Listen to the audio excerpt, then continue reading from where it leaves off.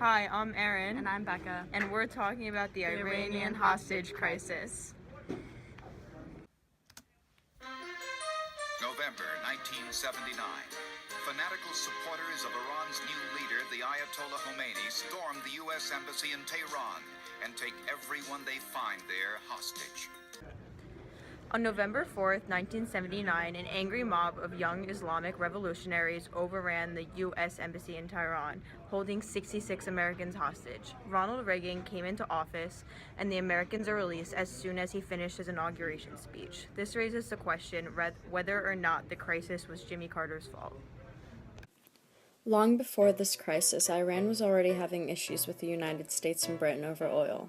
British and American corporations were in charge of Iran's oil production since it had been discovered. In 1951, Mohammad Mossadegh was elected Prime Minister of Iran. He created a plan to nationalize the oil industry so that Iran would be in control of its own oil. Naturally, this upset the United States and Britain, so as a result, the CIA and British intelligence devised a plan to overthrow the Prime Minister. This plan was called Operation Ajax, and succeeded in creating a new government for Iran in 1953. The U.S. and Britain successfully placed Mohammad Reza Shah Pahlavi, a pro-Western anti-communist, in charge of the government. He ended up returning 80% of Iran's oil control back into the hands of the Americans and British. The tension from this situation was a significant reason as to why the hostage crisis occurred. The people of Iran were tired of American intervention. In 1979, the Iranian Revolution began. It started when Mohammad Shah was exiled from Iran, fled to Egypt, and was replaced by the revolution leader Ayatollah Ruhollah Khomeini. Unfortunately, Mohammad was diagnosed with advanced malignant lymphoma, which is cancer. The United States took him in for treatment mainly because of moral reasons. Iran was furious with the president's decision to take Mohammed in because it was another case of intervention with the United States. Iran wanted Mohammed deported from the United States, and as a result, a group of college students stormed the U.S. Embassy in Tehran, Iran, and took hold of 66 American hostages. These hostages included diplomats and embassy employees. After some time had passed, 13 of the hostages were released. These 13 hostages included women, African Americans, and non-U.S. citizens.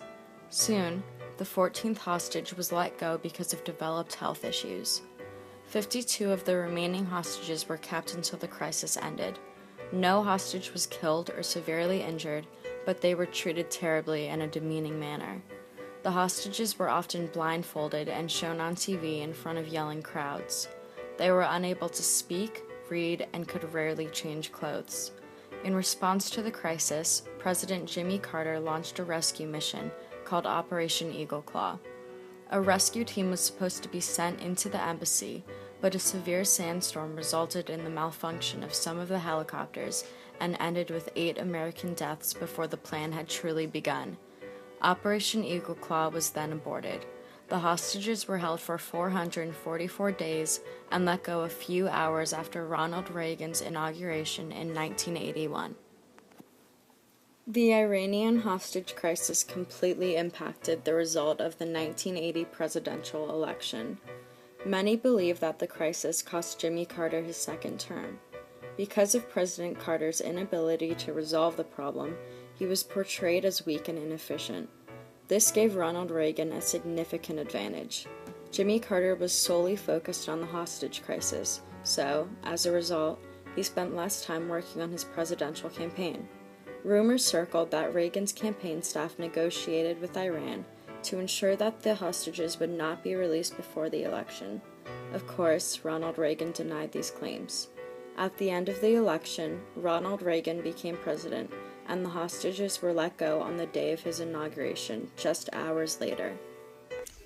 The Iranian hostage crisis consisted of fear and panic for over a year. Tensions between Iran and the United States broke out in violence that resulted in 52 innocent Americans being held as hostages for 444 days. Unfortunately, President Jimmy Carter was directly affected by this situation, costing him his second term and awarding Ronald Reagan's presidency. The Iran hostage crisis shook up the American people, but luckily, none of the hostages were killed. The crisis lasted from 1979 to 1981. Metro Media 5's Jackson Bain has that report. Dolores, they closed off Andrews Air Force Base to the public this morning, but that didn't stop almost 10,000 base employees and their families turning out to give the 52 returned Americans a loud and long welcome to Washington.